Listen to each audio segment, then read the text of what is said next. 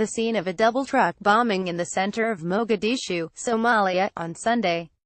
More than 270 people died. Mohamed Abdouwahab Agence France Presse, Getty Images. Want to get this briefing by email? Here's the sign up. Good morning. Here's what you need to know. North Korea wages war digitally.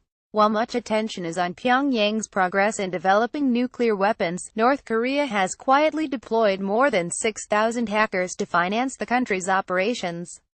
Our reporters took a detailed look at the cyber program, which has faced almost no punishment from the West, estimating that cyber heists may bring the North as much as $1 billion a year, or a third of the value of the nation's exports. A former British intelligence official summed up the threat: because they are such a mix of the weird and absurd and medieval and highly sophisticated, people didn't take it seriously. How can such an isolated, backward country have this capability? Well, how can such an isolated, backward country have this nuclear ability? U.S. ally versus U.S. ally.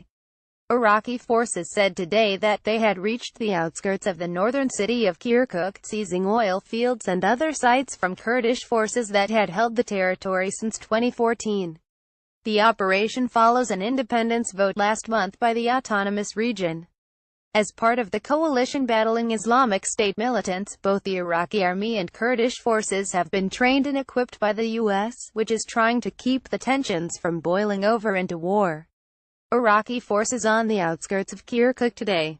Reuters. An unusual move by Sessions.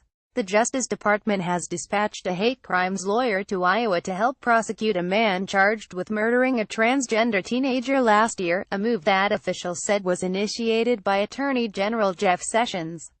Matt Apuzzo, one of our reporters in Washington, notes Mr. Sessions, a staunch conservative, is sending a signal that he has made a priority of fighting violence against transgender people individually, even as he has rolled back legal protections for them collectively.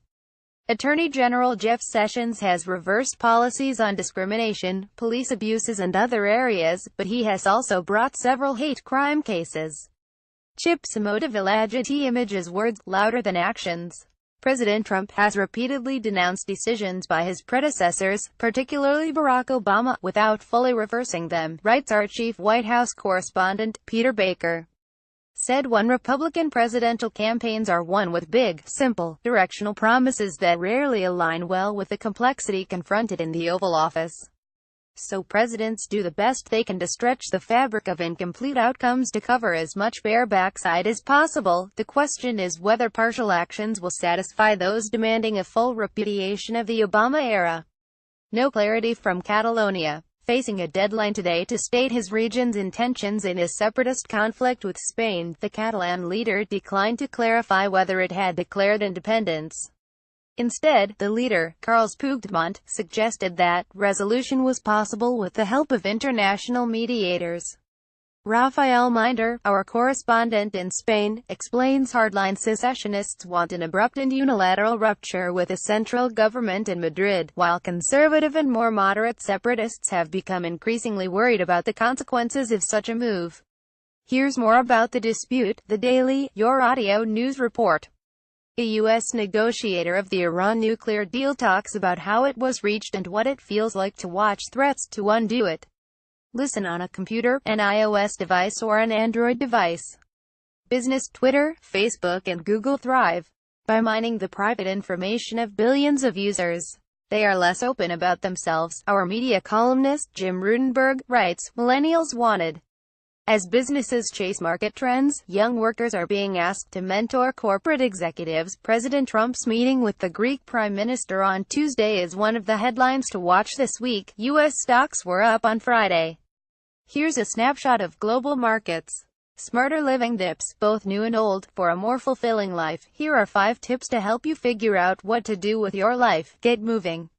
Your brain will thank you. Recipe of the day: honor meatless Mondays with a spicy peanut stew.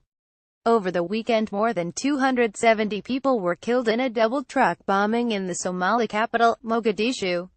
Suspicion fell on the Shabab militant groups. Woody Allen warned against a witch hunt after the wave of allegations of sexual misconduct against Harvey Weinstein. Following criticism, Mr. Allen later called the Hollywood producer a sad, sick man. Women are posting messages on social media to show how commonplace sexual assault and harassment are, using the hashtag #MeToo. Austria's Conservative People's Party claimed an electoral victory after a campaign focused on limiting immigration and strengthening the social welfare system. The Green Bay quarterback Aaron Rodgers is likely to miss the rest of the season with a broken collarbone. Here's what else happened in the NFL. Happy Death Day continued a horror boom at the box office, earning $26.5 million and the top spot in North America. Noteworthy: the meaning of home. In today's 360 video, visit an exhibition at the Los Angeles County Museum of Art that explores the concept of home through the works of Latino artists. Work freed her. Then it moved to Mexico. Shannon Mulcahy took pride in her job at a steel factory in Indianapolis, where the bearings she and her colleagues made were top-notch. In the end, it didn't matter. Shannon Mulcahy, at home with her family in Whitestown, of her job as a steel worker, she said, "I still care. I don't know why. It becomes an identity, a part of you." Alyssa Shukar for the New York Times. In memoriam. Richard Wilbur wrote meticulous, urbane poems that earned him 2 Pulitzer Prizes and the title of U.S. Poet Laureate. He was 96. Quotation of the day: "I just smiled when I saw this because it was like the Mad Hatter's Tea Party. It was my fantasy come to life." Kelia Remsen, who attends a weekly pop-up tea party in New York City. Backstory: this month, the Trump administration expanded health insurance exemptions for employers, allowing them to deny women coverage for contraception. Margaret Sanger, who opened the first birth control clinic in the U.S. on this day in 1916, might have had something to say about that. Outside the Sanger Clinic in Brooklyn shortly after it opened in 1916. Social Press Association. Library of Congress. Via Associated Press. Sanger's work was driven largely by her experience as a maternity nurse. Abortion was illegal at the time, and she frequently saw young women die after attempting abortions themselves. In 1914, Sanger fled to Europe to avoid a potential 45-year prison term for distributing information on birth control. The charges were later dropped. After her return to the U.S., she and a sister opened a birth control clinic in Brooklyn, for which she served a month in jail. In the 1920s, she established the American Birth Control League, which later became the Planned Parenthood Federation of America. Later, she was instrumental in the development of the birth control pill. Sanger has been criticized for embracing some principles of eugenics, but she is also remembered as an advocate for low-income women, arguing that access to contraceptive services through federal programs was especially crucial for them to retain control over their reproductive lives. She died in 1966. Jennifer Jett contributed reporting. Your morning briefing is published weekdays at 6 a.m. Eastern and updated all morning. Browse past briefings here. If photographs appear out of order, please download the updated New York Times app from iTunes or Google Play. What would you like to see here? Contact us at briefing@nytimes.com. You can get the briefing delivered to your inbox Sunday through Friday. We have 4 global editions, timed for the Americas, Europe, Asia and Australia. Check out our full range of free newsletters here.